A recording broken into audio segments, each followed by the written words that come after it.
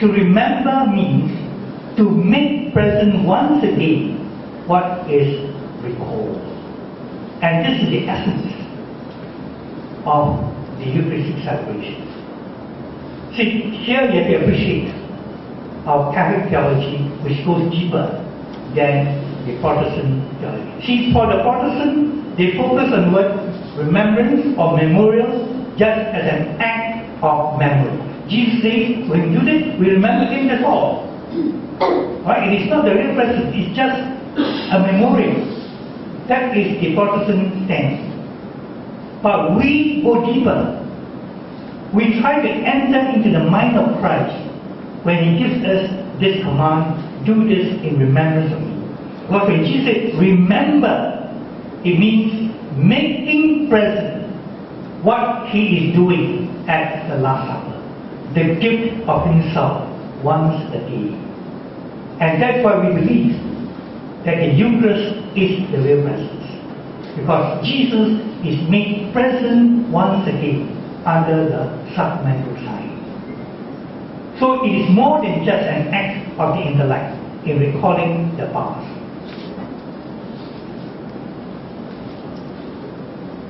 Now while he was at the table, he took the bread, said the blessing, broke it, and handed it to them. And their eyes were opened, and they recognized him, but had vanished from their eyes. This took place at Emmaus, when the two disciples had traveled all the way from Jerusalem in pain, and Jesus went along as a fellow traveler. Then he stayed at the inn, and at the supper, Jesus performed these actions. He took the bread, said the blessing, he broke it and handed them. Now I highlighted the four words. Took, blessing or blessed, broke, handed. The fourfold actions of Jesus. Because during the Mass, we are going to reenact these fourfold actions. So you think, which part of the Mass do we reenact the taking action, the blessing action, the breaking action, and the handing action? Are you able to pinpoint which part of the Mass do we act out these actions of Jesus? Right? We'll see this later. These remain faithful to the teaching of the apostles, to the brotherhood, to the breaking of bread, in the Acts of the Apostles. So the early church, they already were celebrating the Eucharist. But instead of calling Eucharist, they call it the breaking of bread.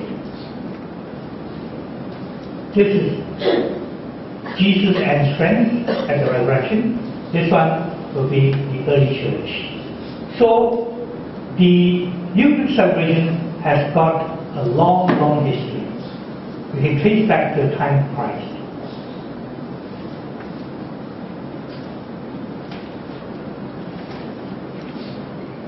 Okay. I want to focus on the word remembrance, remembering. As I mentioned just now, remembering what Jesus did at the Last Supper and his paschal mystery. Yes, each time we come for Mass, we recall the mysteries of Christ. What he did, his life, death, resurrection. All these will be brought to our mind when we celebrate the Eucharist. That is an act of the memory, remembering what Jesus did at the Last Supper. But the remembering makes real Jesus' presence in the midst of those who are gathered in his name. First, it is an act of the memory. Then the next step is when we remember Christ, Christ becomes present. The remembering makes him present in our midst. And when we remember Jesus, we are reminded of who we are. We are here not as strangers, but as Jesus' disciples. Now the sequence is important. In understanding this command of Jesus, the sequence is important. First, it is an act of the memory. This act of memory brings us into touch, into contact with Christ's presence. Then Christ's presence should remind us of who we are.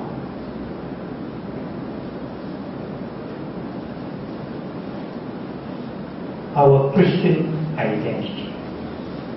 That's why it's important that when you come for Mass, you must claim, you must live, you must be faithful to your Catholic identity.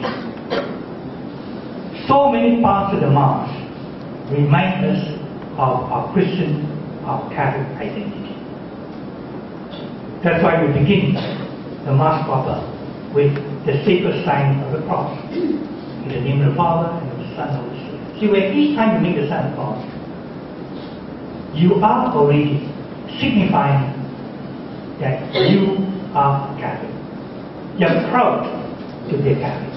See, when you watch a movie, when you see an actor, actress making a sign of the cross, you know this fellow is a Catholic. Right? And we should be proud of this sacred sign of our identity. Very, very basic. The sign of the cross. To remind us of who we are. That's why as Catholics, we always begin, we end our prayer with the sign of the cross. Just before I came, I blessed my great-grand niece who was Dr. Newell with the sign of the cross. Okay? It's a sacred sign to remind us of who we are as Catholics. So then my next question is, do you understand the meaning of the sign of the cross? Just a very basic. Many of you know, but for those of you who don't know, it may be good to deepen your understanding of the meaning of the sign of the cross. Why do you make the sign of the cross? No? It symbolizes our Christian identity. First of all, we call upon the name of the Trinity. In the name of the Father, the Son, and the Holy Spirit. So we proclaim our faith in the Trinitarian God. One God, three persons. Father, Son, Holy Spirit. It's a profession of faith in the triune God or the Trinitarian God, with Father, Son, and Holy Spirit. We begin by touching our forehead. Again is a prayer. Lord, let me know you, let me remember you, let me understand you. So the grace to know, to understand, to remember. So it is a prayer, touching the forehead. The intellect is involved in the proclamation of our faith. That I remember who God is to me, I may understand Him, right? So that I may know then my identity. But knowing alone is not enough. From knowing, we have to move on to loving. Loving with the heart. Knowing God, loving God. That's why we move from the forehead to the heart. That I may love the Lord with all my heart. Knowing, loving, and then across the shoulder, serving. Right? An act of the will. So an act of the intellect, an act of the heart, an act of the will. To love, to know, to love, to serve. That's what it means to be a Christian. To know the Lord, to love Him, and to serve Him. We're called to this. The cross again is a reminder to us that Christ died on the cross for us. His love for us, His death on the cross reveals His love for us. So we make the sign of the cross. very basic Catholic teaching. Yet, very often our Catholics do not know. And we can also learn from the Orthodox. They have even got a better way of making the Santa Claus. We make it very colorful, right? But for the Orthodox, this is how they make the Santa, and we can use this. I use it nowadays. The thumb, the index finger, the middle finger pressed together.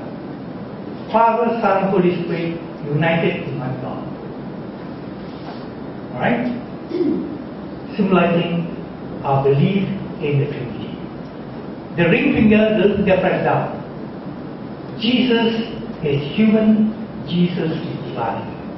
See, this little sign summarizes our faith.